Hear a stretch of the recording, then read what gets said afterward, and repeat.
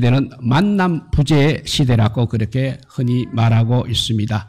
오늘날 사람들은 인격자로서의 만남과 대화를 잃어버린 채 정말 삭막하게 살아가고 있다 해도 과언이 아니겠습니다. 과거 그래도 농경사회에 살던 사람은 공동체와 만남을 매우 소중히 여겼습니다.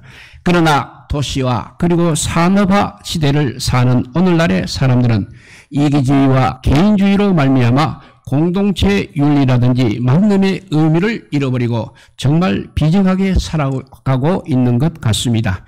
많은 사람들이 상대방과 만날 때 진정으로 인격적인 대화를 갖기보다는 저 사람을 통해서 내가 얼마나 많은 이익을 얻을 것인가를 먼저 생각하게 하고 이해, 덕실에 따라서 만남의 가치를 두고 있는 형편입니다. 왜 오늘날 많은 가정들이 파괴되고 있습니까? 부부간에 진정한 만남이 없기 때문에 그렇습니다. 남편은 그냥 아내를 집안 가꾸는 하나의 도구로 알고 있고 아내는 남편을 그냥 돈 벌어다 주는 도구로 알고 있습니다. 그런데 어찌 이 가정이 행복할 리가 있겠습니까? 많은 사람들은 진정한 만남과 진정한 대화를 잃어버렸습니다.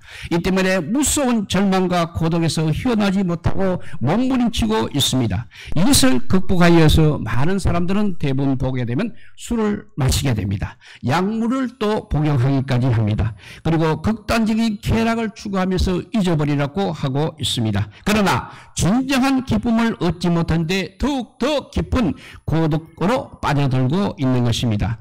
우리 사람은 인생을 살면서 세 가지 만남에 대해서는 항상 기도를 해야 한다고 합니다. 첫째로 일생 동안 좋은 사람, 일생 사는 동안 좋은 사람을 만나게 해 주십사 하는 기도입니다. 일생을 살아가는 동안 사람을 만나야 합니다. 그런데 좋은 사람 만나기를 원하는 마음을 갖고 기도하자는 것입니다. 다른 사람 그리고 하나님을 섬기는데 그야말로 도움이 될 그런 사람을 우리가 만나야 하기 위해서 기도해야 한다는 것입니다. 두 번째는 다른 사람에게 내가 제일 만나보고 싶어하는 인물이 되어야 한다는 것입니다. 누구든지 나를 만나보고 싶어하는 인물이 되어야 한다는 것입니다. 내가 가는 곳에는 모든 사람들이 환영이 있을 수 있도록 유익한 사람이 되자는 것입니다. 누구든지 나를 보고 싶어하는 사람들이 되자는 것입니다.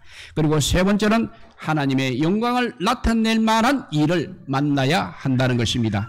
일생 동안 게으름 속에서 보낼 것이 아니라 주님을 위해서 부지런히 일하기를 원하자는 것입니다. 나쁜 일을 만나 죄를 짓는 것이 아니라 좋은 일, 유익한 일, 만민을 위할 수 있는 일을 만나서 최선을 다하는 인생이 되자는 것입니다.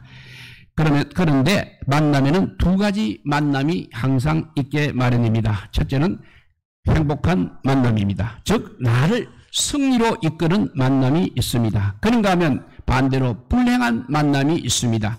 그 예를 간단하게 한번 들어보면 어느 여학교에 아름다운 여학생이 있었습니다. 꿈도 많고 공부도 우등생이었습니다. 예절도 바르고 예쁜 여학생이었습니다. 그런데 단 한 가지 그의 인생에 불행을 불러오는 만남이 있었습니다.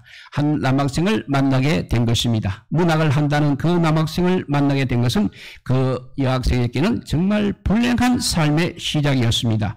그리고 이 여학생은 사범대학교를 나오고 서울의 여학교의 선생이 되었습니다. 그러나 남편이라는 이름을 가진 이 청년은 문학을 한다고 하면서 돈을 물쓰듯 할 뿐 아니라 무질서한 생활 속에서 빚더미에 쌓인 집을 만들어 놓았습니다. 그래서 이 학생은 남편이 저지러 놓은 일들을 처리해가며 그 많은 빚들을 갚아 나가느라 기진맥진한 상태가 되고 말았습니다. 월급을 받는 날이면 미리 와서 대기하는 빚쟁이들에 의해서 월급은 산산조각이 났던 것입니다. 그리고 아무리 일해도 돌아오는 대가는 다음 빚을 생각하며 다시 찢어져 흩어진 그 월급 봉투를 바라보는 일뿐이었습니다. 그 여인은 어느덧 나이가 50을 바른 중년이 되었지만 그 생활이 언제까지 이어질지, 이러니까 우리는 사람을 특별히 배우자를 잘 만나야 한다는 것을 우리에게 교훈하고 있습니다. 그러나 불량한 환경과 열악한 조건 속에서 만남을 통해서 오히려 행복과 승리를 만들어낸 사람이 있습니다.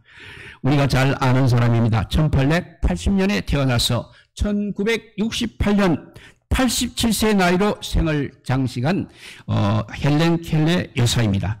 해맑은 얼굴, 총명하고 영리해 보이는 모습, 맑게 빛나는 아기가 태어났습니다. 하나님의 자녀 헬렌에게 성부와 성자와 성령의 이름으로 베푸는 세례도 받았습니다. 그러나 헬렌은 2살 때 불행하게도 소리를 들을 수도 없고 말도 할 수 없었습니다. 또 빛을 볼 수 없는 암흑과 침묵의 세계에 파묻혀 버렸습니다. 그 이후 그의 성격은 난폭해졌습니다. 정말 가망이 없는 아이, 버려진 아이로 보였습니다. 그러나 이 아이를 지도해 주겠다는 천사가 나타났습니다. 그 사람이 바로 설리반이라는 선생님이었습니다. 설리반은 포기를 모르는 여인이었습니다. 피나는 노력이 시작되었습니다. 설리반은 헬렌에게 먹고 사는 일을 가르치지도 않았습니다. 글자나 먹는 일 따위를 가르치는 것보다 사람에게 가장 필요한 사랑과 순종을 가르치려고 애를 썼습니다. 반복을 거듭한 끝에 헬렌은 자기를 이제 수용하고 자기를 또 사랑하고 자신을 표현하기 시작하였습니다. 그러면서 설리반은 이렇게 기도를 올렸습니다. 하나님, 헬렌을 가르치기가 너무나 어렵습니다. 그때마다 주님께서 십자가에서 우리를 위하여 고통당하신 것을 기억하게 하시옵소서. 그리고 한 영혼이 천하보다 귀하다는 말씀을 붙들고 끝까지 용기를 가지고 하늘나라 상급을 바라보게 하옵소서라고 기도를 했다고 합니다. 설리반은 부모님의 사랑을 받아보지 못한 불행한 사람이었습니다. 또한 그도 결혼 생활도 실패한 그런 사람이었습니다. 그러나 그 설리반이 헌신하여 헬렌을 갖고 낸 희생은 참으로 값진 것이었습니다. 보지도 듣지도 말하지도 못하는 한 여인이 이제 대학을 졸업하고 영문학 우등상을 타게 되었습니다. 그 헬렌은 여러 권의 또 책을 내었습니다. 오히려 헬렌은 글과 강연과 삶을 통해서 불쌍한 사람을 돕는 일에 적극적으로 나서게 되었습니다. 그 헬렌의 글과 사상은 한결같이 예수 그리스도께서 배운 사랑의 정신이었습니다. 그리고 헬렌은 흑인들을 위한 강연 때 이런 말을 하였다고 합니다. 하나님은 모든 사람을 똑같이 사랑하십니다. 모든 사람을 친히 손으로 똑같이 만드셨기 때문입니다.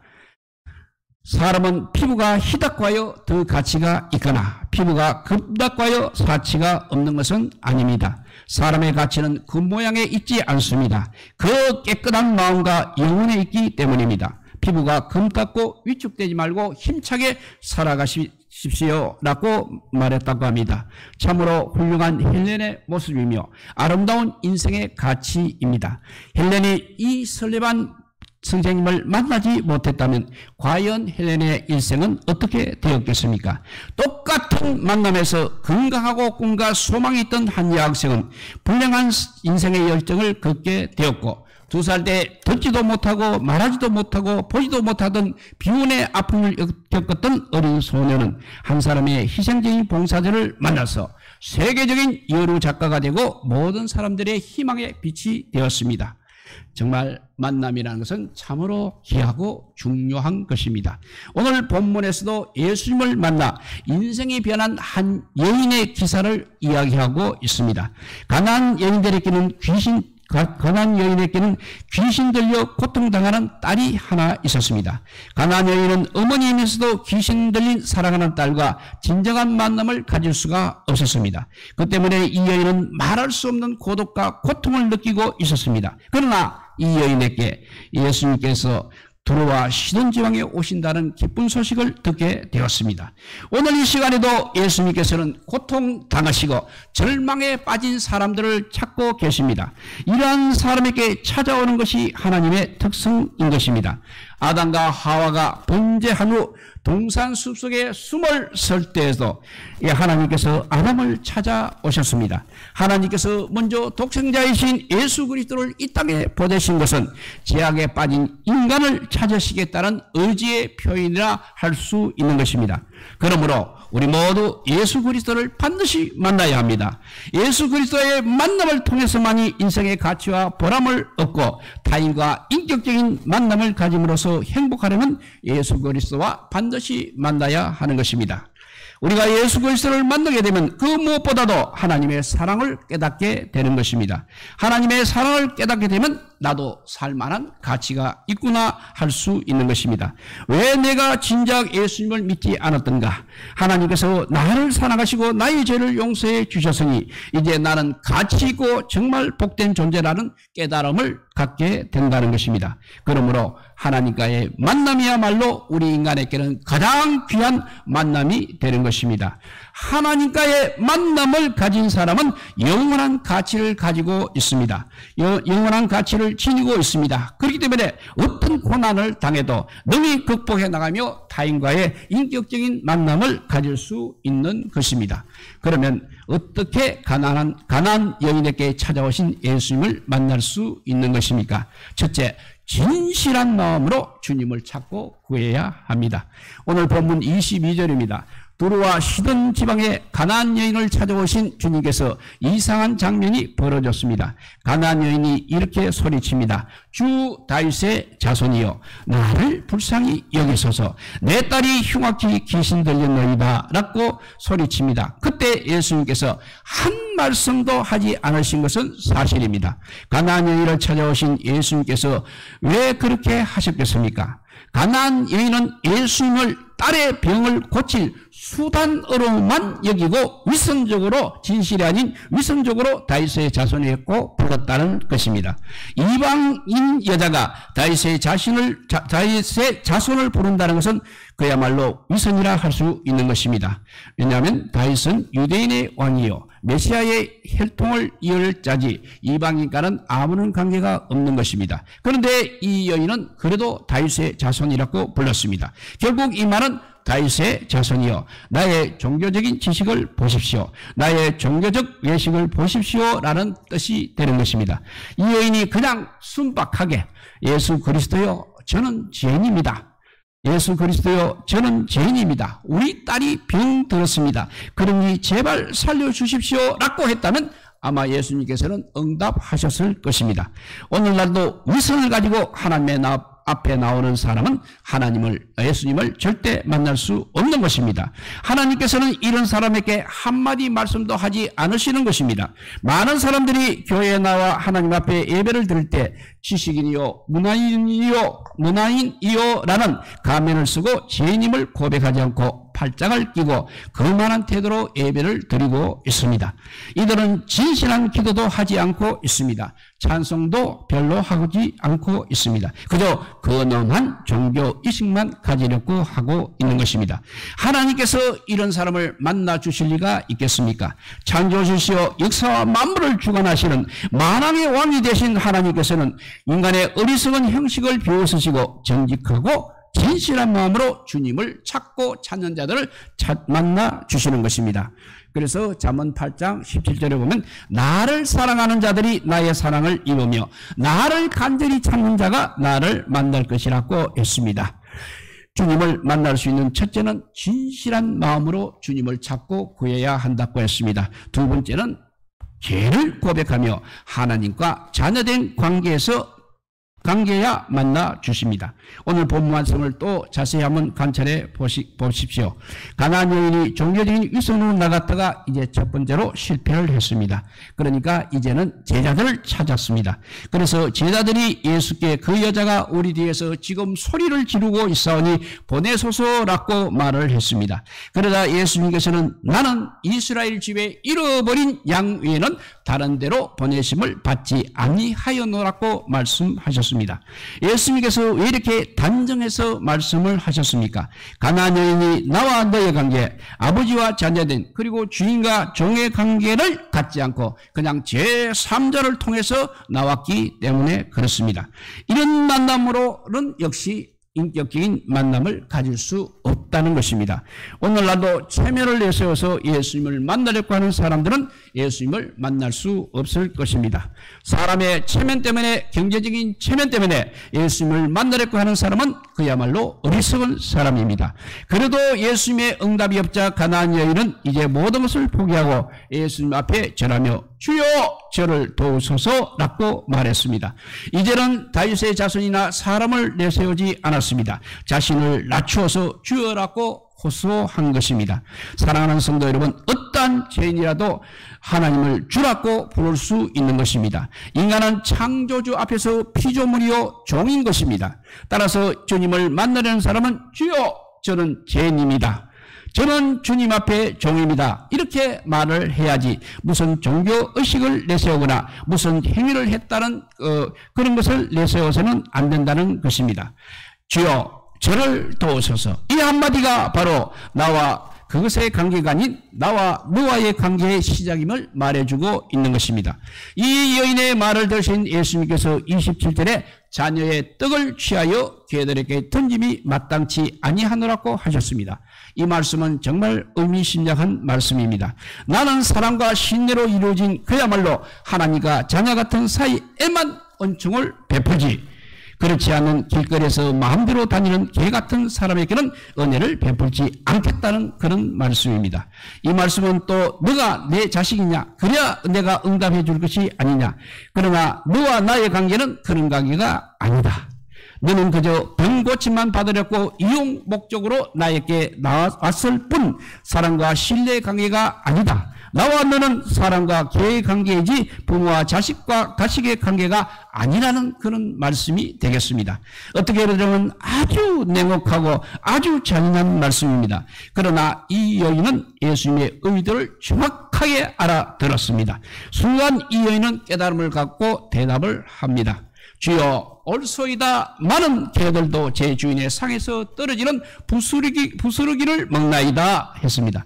이 여인의 이 말은 나는 개라도 당신이 주인이 되시면 주인이 있는 개가 되기를 원합니다 라는 뜻이 되겠습니다. 그래서 이 여인은 예수님과 이제 인격 대 인격의 관계를 가지게 되었습니다. 예수님께서 이 여인의 믿음의 고백에 감격을 하셨습니다. 그래서 여자여 너의 믿음이 크도다. 너의 소원대로 되리라고 말씀하셨습니다. 그 즉시 여인의 딸은 깨끗이 고침을 받았습니다. 예수님과 이 여인의 관계는 이제 인격 대 인격의 만남이었습니다. 이것은 조물주와 피조물의 만남이요 아버지와 자녀의 만남이요 관계였던 것입니다. 수많은 사람들이 오늘날 교회에 나와서 주여 주여 하고 부르짖고는 있지만 하나님과의 진정한 만남을 갖지 못하고 있습니다. 어떤 사람은 신앙을 탐욕이나 성취의 동기로 삼고 있습니다. 또 부모님이 교회에 다니니까 마지못해 나도 나온다는 생각을 갖고 있습니다. 이런 관계로는 하나님과의 만남을 체험할 수 없는 것입니다. 10년, 20년 교회에 다니면 못하겠습니까? 집사가 되고 권사가 되었어도 감격적인 만남이 없다면 형식적인 종교인으로 전락할 수밖에 없는 것입니다.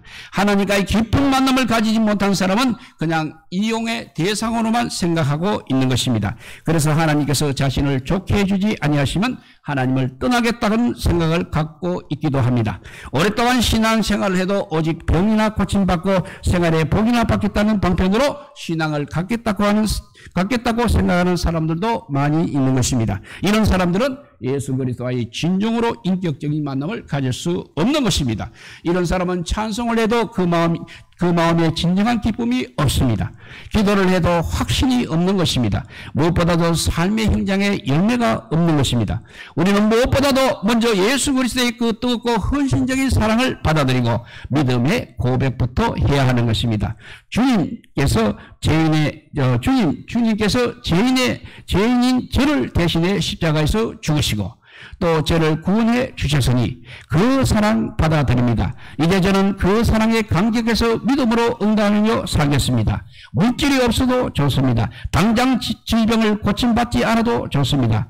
이렇게 먼저 주님과 진정으로 만나고 인격적인 관계를 원합니다 라고 하는 이런 고백을 할 때 예수님께서 반드시 우리를 만나주시고 은총을 베풀어 주실 것입니다. 그럴 때 우리의 심령 속에 믿음, 소망, 사랑이 넘쳐나와서 삶의 기쁨과 존재의 가치를 느끼게 되는 것입니다. 이러한 진정한 만남이 있은 후 우리는 영적 성숙과 건강과 물질과 가정의 행복과 이웃의 사랑과 인류의 평화를 구할 수 있는 것입니다. 이것이 바로 진정한 외침인 것입니다. 그리스도와의 진정 만난 다음에, 진정으로 만난 다음에 우리는 주님의 이름을 영화롭게 하고 주님의 나라의 확정을 위해서 물질과 건강을 구하기 때문에 우리의 간구가 응답받는 간구가 될 수 있는 것입니다. 그러므로 그리스도인들은 신앙에 있어서 먼저 예수 그리스도와의 진정한 만남이 성결되어야 하는 것입니다. 이런 만남이 없으면 껍데기 신앙에 불과한 것입니다. 예수 그리스도께서는 우리를 만나시기를 원하고 계십니다. 만나시되 죄인의 구세주로 만나고 인격적인 자세로 만나야 하는 것입니다. 예수 그리스도를 만나고 기도할 때 비로소 우리의 삶에 진정한 변화가 있는 것입니다. 종기와 가치와 존귀함이 있는 것입니다. 기쁨이 있고 해결이 있고 치료가 있는 것입니다. 이것이 영원한 사랑과 신뢰 관계에서 얻어진 결과라 할 수 있겠습니다. 예수님께서는 그때 우리의 손을 잡아주시기를 원하고 계십니다. 예수님과의 참된 만남을 갖고 사는 사람이 가장 복된 사람입니다. 정말 예수님과 오늘 이 시간에 예배를 통해서 인격 대 인격으로 만나시고 예수님과의 진정한 만남이 있는 예배가 되시기를 우리 주님의 이름으로 축복드립니다. 사랑의 하나님 감사합니다. 세상에 많은 사람들이 예배하고 예수님을 안다고 하지만 진정한 만남을 가진 사람이 정말 드물다고 합니다. 우리 주변의 교회 성도들은 이 교회에서 예배할 때마다 진정한 주님과의 만남이 있게 하여 주시고 주님을 위해서라면 내 모든 것을 다 바칠 수 있는 그런 믿음의 사람으로 변화받을 수 있는 그런 아버지 예배를 드리는 우리 교인들이 다 되게 하여 주시기를 간절히 빌고 원하올 때 이 모든 말씀 아무 공로 없으나 우리 구주 예수 그리스도 이름으로 기도드리옵나이다. 아멘.